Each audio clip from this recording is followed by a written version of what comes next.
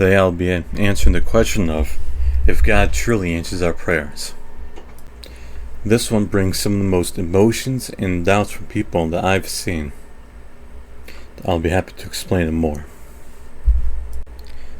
There's a lot of times where people doubt in God and doubt in prayer, especially when they have things in their life that go wrong. Whether it be disease, whether it be a passing of someone, they'd be praying each and every day and night, every day, giving to charity, going to church, doing all those things, and it just seems like every single time nothing gets fixed. They could be praying for months, and someone might still lose their life. They might still lose their money that they worked so hard for. They might still have a disease that affects their life.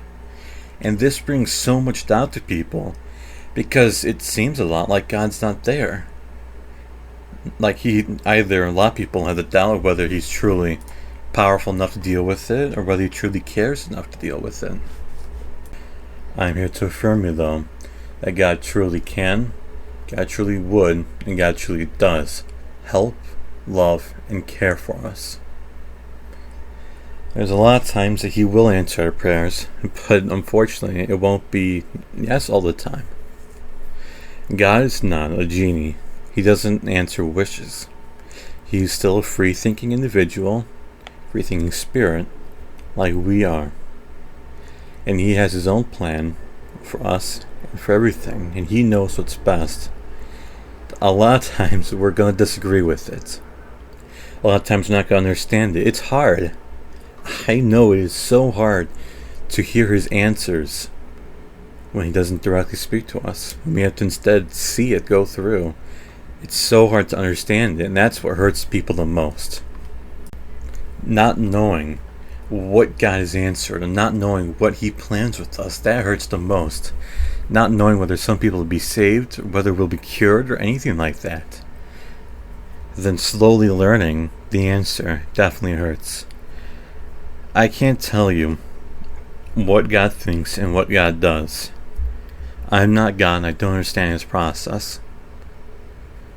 But I can promise you that God knows, and he knows best. I can't tell you why God lets some people die, and lets some people suffer through horrible diseases, and lets some people lose almost everything. I can't tell you. But I do know that he does help people, he does save lives, he does cure people, he does help save. He definitely does. We've seen it through a lot of people. I have a lot of empathy for the people who haven't seen that. That's awful. Not that God refuses to do anything, but because it's happened. I do trust God. I trust God that he knows exactly what's right and what's best. And what he does, what his will is perfect. A lot of it is on me and us of how we act and what we do. And unfortunately, we're not the greatest with that a lot of the time. But I trust God to guide us, and to help us, and to educate us, and to care for us. All of the work, all the time, all the effort that you spend trying to contact and get closer to God, I promise you, it is not in vain. God recognizes it, God loves it, but he's not going to always answer yes. A lot of times it won't matter how many times you beg of him. His will is still the final will. And again, I can't tell you why he's chosen that. I'd most likely be on your side for a lot of these. I would initially think it's best of whoever we believe, whether it's saving a life or helping someone. I can't tell you why God has chosen this route, but I can assure you God knows what he's doing. He's done a perfect job since the beginning of time and before that. He's going to keep doing a perfect job. There's going to be a lot of times where we lose stuff, and it's horribly unfair, and it's horribly painful, but we never have to worry because we have God with us. Again, it's going to hurt.